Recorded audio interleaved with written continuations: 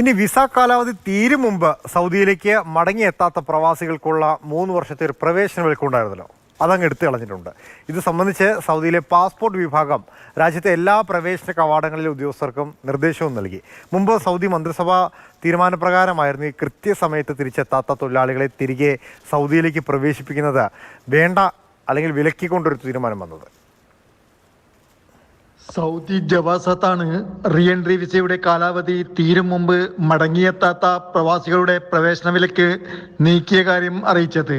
ഇത് സംബന്ധിച്ച് സൗദിയിലെ എല്ലാ കര, കടൽ, വ്യോമയാന പ്രവേശന കവാടങ്ങളിലെ വകുപ്പുകൾക്കും നിർദ്ദേശം നൽകിയിട്ടുണ്ട്.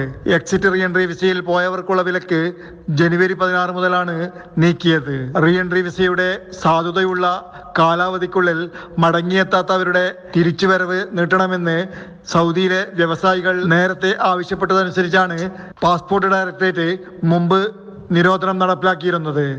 കൃത്യസമയത്ത് തിരിച്ചെത്താത്ത തൊഴിലാളികളെ തിരികെ എത്തിക്കുവാൻ അനുവദിക്കില്ലെന്ന് മന്ത്രിസഭാ യോഗത്തിലും തീരുമാനമെടുത്തിരുന്നു.